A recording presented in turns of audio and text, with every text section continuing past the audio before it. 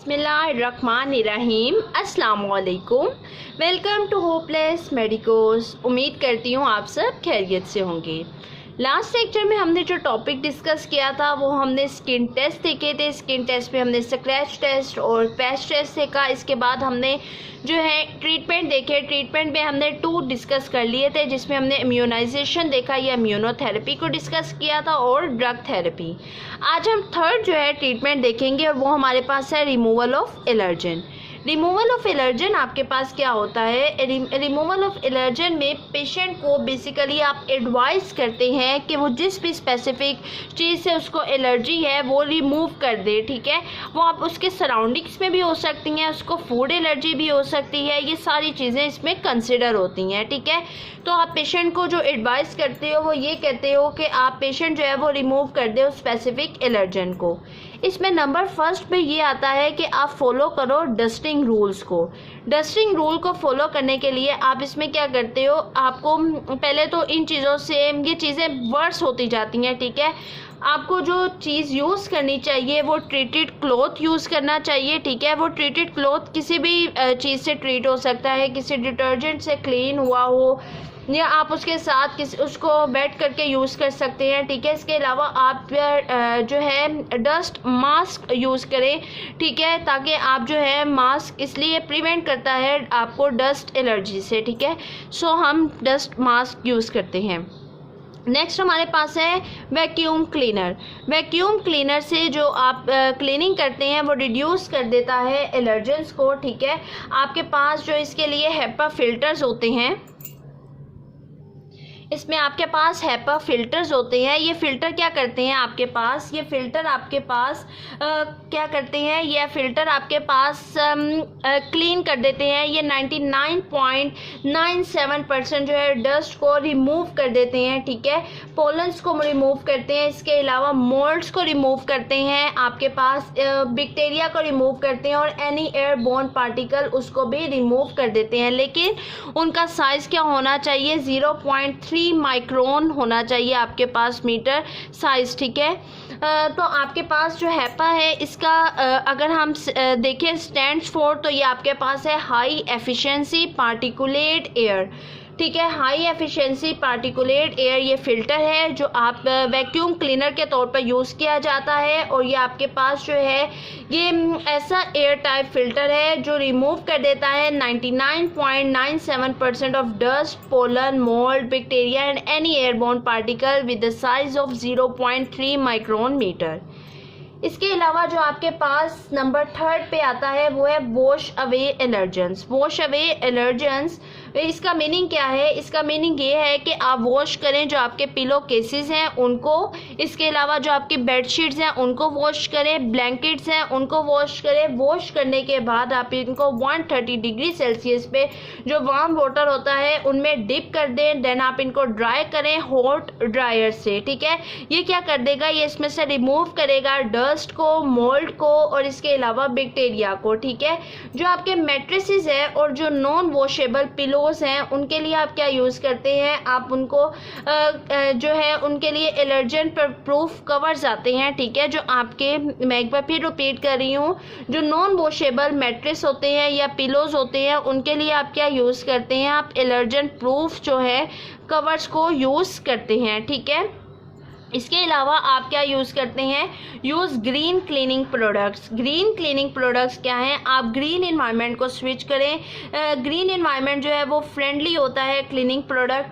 आप green environment friendly cleaning product, इसका meaning ये है कि आपके पास एक तो ट्रीज़ होने चाहिए, मतलब आप अपनी सराउंडिंग में ग्रीनरी वगैरह रखें ताकि आपके पास जो है डस्ट एलर्जी कम से कम हो और उसमें आपको एक मतलब आपका बिहेवियरल चेंज भी अच्छे आएंगे, आपको एलर्जिक रिस्पॉन्स जो है वो भी कम मिलेगा। ठीक है, फिर आपके पास ये है कि आप प्रिवेंट करें मोल्ड की फॉर्मेशन को। मोल्ड की फॉर्मेशन से आप कैसे प्रिवेंट कर सकते हैं, मोल्ड की फॉर्मेशन से प्रिवेंट करने का तरीका ये है कि आप जो वॉलपेपर आप यूज़ करते हैं उसको रिप्लेस कर दें टाइल्स के साथ और पेंट वॉल्स जो हैं उनके साथ आप इसको रिप्लेस करें। ठीक है, आपके पास जैसे टाइल आप वॉलपेपर आजकल बहुत ज़्यादा कॉमन है, तो आप उसको रिप्लेस कर सकते हैं। उसमें जो फंगस है वो बहुत जल्दी ग्रो करती है, उसको आप रिप्लेस कर दें टाइल्स के साथ। एक तो टाइल्स जो है वो क्लीन हो जाती हैं, आप उनको क्लीन कर सकते हैं। दूसरा, आप इसके लिए जो है मोल्ड रेजिस्टेंट पेंट आता है, मोल्ड रेजिस्टेंट पेंट को यूज़ कर सकते हैं, ठीक है। तो आपके पास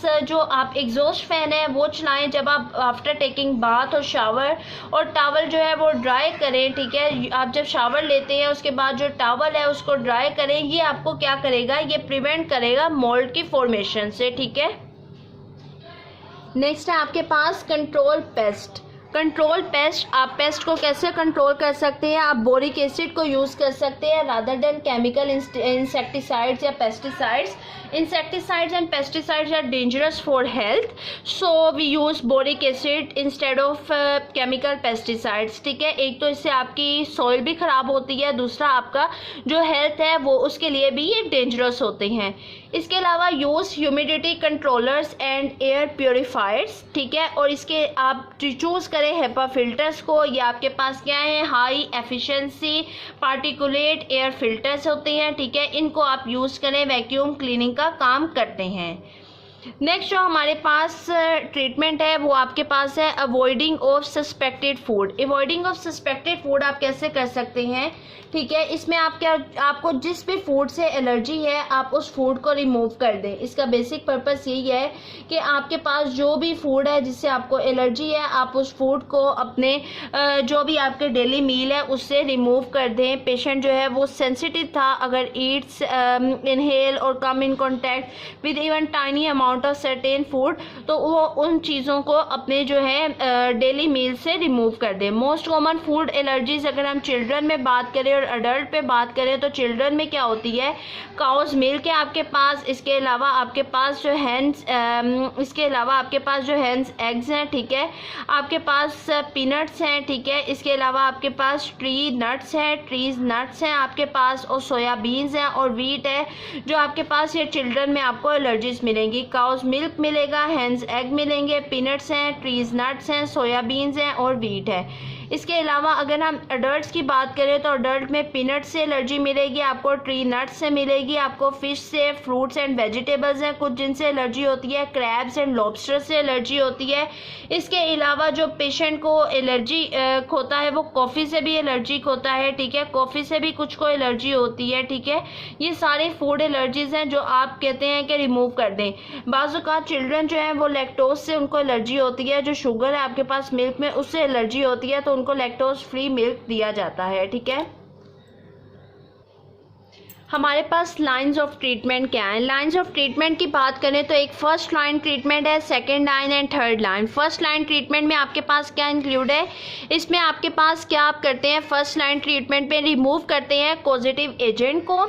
सेकेंड लाइन ट्रीटमेंट क्या है, आप इसमें इंजेक्शंस देते हैं। एंड थर्ड लाइन ट्रीटमेंट ये होता है कि आप उसके अगेंस्ट सर्जरी करते हैं। First line, second line and third line treatment है। फर्स्ट लाइन में आप रिमूव करते हैं पॉजिटिव एजेंट को, सेकेंड लाइन में आप इंजेक्शंस रिकमेंड करते हैं, थर्ड लाइन में आप सर्जरी रिकमेंड करते हैं। नेक्स्ट हमारे पास है types of allergy. Types of allergy आपके पास क्या है, ड्रग एलर्जी है आपके पास, ठीक है। ड्रग एलर्जी में आपके पास क्या हो जाता है, कभी कभी पेशेंट ओवरडोज ले लेता है किसी भी मेडिसिन की, उससे भी उसको क्या करती है, एलर्जी कोज करती है, ठीक है। फिर उसके लिए हम स्किन टेस्ट और पैच टेस्ट परफॉर्म करते हैं और देखते हैं कि पेशेंट का किससे पॉजिटिव रिएक्शन आया है। फिर ड्रग इंटरेक्शन है, बाजू का ड्रग इंटरेक्शन ही ऐसे होता है जो कोज कर देता है एलर्जी। इसके अलावा पेनिसिलिन से एलर्जी कोज हो जाती है, ठीक है। ये सारी हैं, ये ड्रग एलर्जी में इंक्लूड है। फूड एलर्जीज में आपके पास क्या है, फूड एलर्जी में बात करें तो मिल्क से एलर्जी होती है, एग से एलर्जी है, पीनट, सोयाबीन, कॉफ़ी, ट्री नट, फिश, वीट, इन सब चीज़ों से जो है आपके पास जो पेशेंट आ सकता है वो एलर्जिक हो सकता है। इसके अलावा आपके पास जो है वो पेस्ट से एलर्जी हो सकती है, ठीक है। पेस्ट से एलर्जी कैसे होगी, पेस्ट से जो एलर्जी होती है वो ये है कि आपके पास काफ़ी टाइप्स के इंसेक्ट्स होते हैं जो एलर्जी कोज करते हैं, एलर्जिक रिएक्शंस कोज करते हैं। इसमें आपके पास स्टिंगिंग भी आती हैं। स्टिंगिंग में बात करें इंसेक्ट्स में तो बीज है, आपके पास हॉर्नेट्स हैं, फायर आंट्स हैं, ये आपके पास क्या करती हैं, ये एलर्जी कोज करती हैं। इसके अलावा बाइटिंग इंसेक्ट्स हैं। बाइटिंग इंसेक्ट्स क्या कोज करते हैं, आपके पास मॉस्किटो, फिर आपके पास किसिंग बग्स हैं, फ्लीज हैं, सर्टेन फ्लाइज हैं जो क्या कोज करती हैं, रेडनेस, इचिंग आपके स्किन पे होना शुरू हो जाती है। ठीक है, तो ये भी एलर्जी कोज करती हैं। Some time life threatening reaction भी आपको मिलते हैं। इसके अलावा हाउस होल्ड पेस्ट हैं जो आपके पास नॉन स्टिंगिंग और नॉन बाइटिंग इंसेक्ट्स होते हैं, जैसे कॉकरोचेस हैं और डस्ट माइट्स हैं। ये भी आपके पास क्या कोज करती हैं, ये एस्थमा कोज करती हैं। मैंने इंसेक्ट एलर्जी में आपको क्या क्या बताया, एक स्टिंगिंग इंसेक्ट्स होते हैं, फिर बाइटिंग इंसेक्ट्स आ जाते हैं, फिर हाउस होल्ड पेस्ट आपके पास इसमें इंक्लूड है। नेक्स्ट हमारे पास जो आता है वो पोलन एलर्जी है। पोलन एलर्जी जैसे आपके पास सीज़न आता है मार्च का और अप्रैल का, इसमें आपके पास सीजनल है फीवर और नॉन सीजनल है फीवर ये कोज करते हैं। उसमें आपके पास एस्थमा फिर आ जाता है।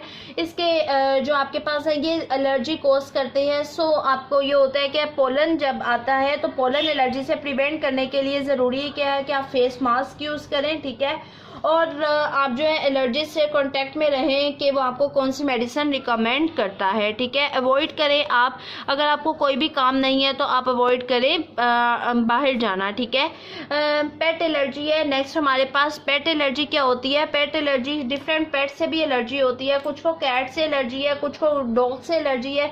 जो उनके हेयर होते हैं उनसे एलर्जी कोज करते हैं और ये क्या है, ये एस्थमा भी कोज करते हैं। जो उनके फर होते हैं उससे भी एस्थमा कोज हो जाता है। कैट एलर्जी भी बहुत ज़्यादा कॉमन है, डॉग एलर्जीज भी कॉमन है।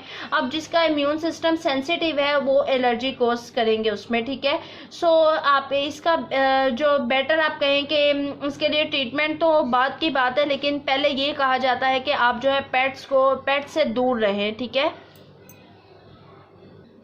इसके बाद आपके पास मोल्ड एलर्जी आ जाती है। मोल्ड एलर्जी जैसा मैंने आपको पहले बताया कि वॉलपेपर आप यूज़ करते हैं, वॉलपेपर में जो वॉलपेपर है तो उसपे जो फंगस है वो बहुत जल्दी ग्रो करती है, तो आप उसको रिप्लेस कर दें टाइल्स के साथ और फिर वो टाइल के साथ जब रिप्लेस हो जाती है, या आप मोल्ड फ्री पेंट्स यूज़ करें, मोल्ड रेजिस्टेंट पेंट जो आते हैं उनको यूज़ करें ताकि जो फंगस है वो ग्रो ना करे और आप जो उसकी स्पोर्स हैं वो इनहेल ना करें, क्योंकि अगर स्पोर इनहेल करेंगे तो वो क्या करते हैं, वो एलर्जिक रिएक्शन कोज करते हैं। ठीक है, thank you so much.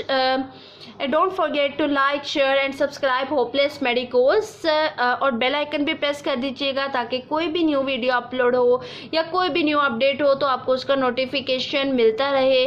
Thank you so much. Allah हाफिज़।